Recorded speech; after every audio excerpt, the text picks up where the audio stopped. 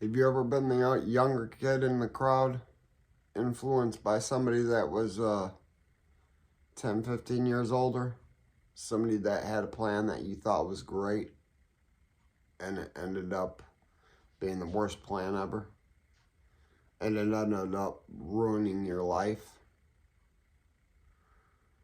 Today I'm going to talk about a couple examples of people following the wrong people, getting involved in the wrong crowd, some of the results of that.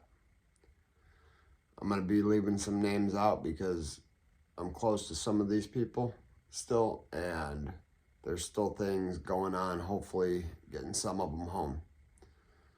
A couple of them especially. But I just want to give you an example why you want to get involved with the correct crowds, why you don't want to follow bad people around. And I know when you're young, it's hard. It's hard. You look up to these people because they've got money from what they're doing. They've got whatever's going on. And if you don't have that, you want that. If you don't have something great like that in your life, money-wise, you want that, especially at 18, 19 years old. So today I'm going to tell you a story. I'm going to leave out names, but I'm going to tell you a story about somebody close to me, somebody that followed the wrong man and ended up with an earliest possible release date of 2034. So, yeah, he's still inside.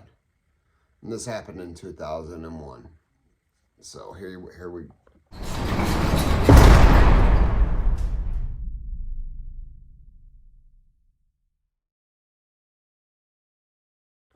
Nate G 219 to Hell But Back and Better. Hope everybody's doing great. It's Monday morning, and I'm feeling great. Still trying to get my head back into where it should be, but I'm going to bring you a story about a personal friend of mine. This friend of mine was a senior in high school when he was arrested. Okay? They came to the high school and arrested him. So this man had a friend that was about 15 years older than him, and they got involved in running a prostitution ring. So, well, that's what we thought was the worst of it, but come to find out it was much worse than that. And by the way, this kid, he was a great kid. He had no bad bone in his body. He was kind. My mother, who was loving of everybody, had him get his license in her car. And at this point, I was dating his sister. So I ended up in jail. This was back in 2001. And I called the girl, and she's like, hey, my brother's going to be coming in there. Him and I'm going to use the other guy's name, TJ is what they called him. That's obviously not his real name. But they were arrested for running a prostitution ring. And we kind of laughed about it. And a few hours later, the news comes on. And there's a picture of the two of them. My friend, my girlfriend's brother, and the other guy, TJ, arrested for murder. They had killed a guy, and it was TJ's plan to kill and rob this man.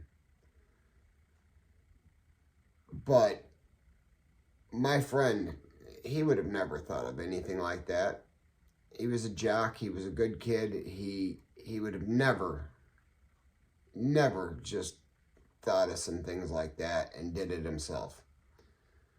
But the events afterwards, concealing of the body, stuff like that, ended up giving my friend 118 years, I think, was the original sentence, but they ended up cutting it in half because they had convicted him of conspiracy and murder, and there's laws about that. You can't be convicted of both.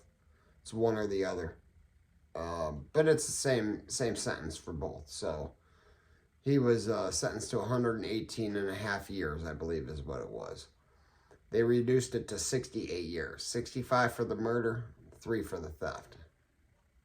This happened in 2001. TJ, who made the plan, supplied the weapon, got the stuff to conceal the body, helped conceal the body, designed the floor plan and everything. Got like 15 years. He's home. He's home now because he was really quick to tell on my buddy and say, tell him what they did. And because he came forward, my friend was arrested his senior year of high school. I'm not saying anything he did was right. He's serving his time. He'll come home in a few years. But what that man has accomplished inside prison, and this is where I talk about, you have to rehabilitate yourself. Sorry, guys. When you're in prison, you have to rehabilitate yourself. Prison, I don't care what you're led to believe as a person on the streets, but prison is meant to keep you there, and you do you. You can get jobs, you can go idle. It doesn't matter. The prison he's in, thankfully, is the newest of the 3 maximum security prisons in Indiana. He gets air conditioning. Unfortunately, he has a cellmate. I was in a single-man cell the whole time. I was in Michigan City, Indiana State Prison. So, that's just how the prison's designed, is 1 man, 1 cell. But he's got a lot of perks. There's programs down there, stuff like that. We're going to get him home. Plus, I still talk to him. Well, I've just recently started talking to him, and his accomplishments are amazing. And I'm going to try to help get him a job for when he gets home. Promise of employment. And I've got 3 or 4 people that have called me back on him already. So hopefully they will send a letter of recommendation or promise of employment, whatever they got to send, so we can get this man home. He was 18 when he went away. He's not as young as my buddy Ariel was, but he still grew up in prison. He became a man in prison. 18's still a kid, especially when you're at high school. Unfortunately, the motive that they used was money. The person that they had murdered was a sex offender. He wasn't a registered one, but it's proven, and it has since been proven, that he was manipulating young boys, teenage boys, and he had been a wrestling coach for one of the local schools. So it just goes to show you that the system cares about one thing and one thing only. And I'm not saying what they did was right, but in my beliefs, and many fathers, convicts, real human beings' beliefs, are that man doesn't deserve to be on earth anyways, not walking. But he was. So he's not anymore. It's just one less person I have to worry about one of my children becoming a victim of. But that was just a quick one about a story about my friend and Rat and Ass TJ. maybe I'll be able to indulge a little more into the story at some point in time. I just wanted to show you that it's very easy for a young man to follow in the wrong footsteps when you got the wrong person around. And it's hard not to follow that. When there's stacks of money, nice cars being driven, it's hard not to follow that.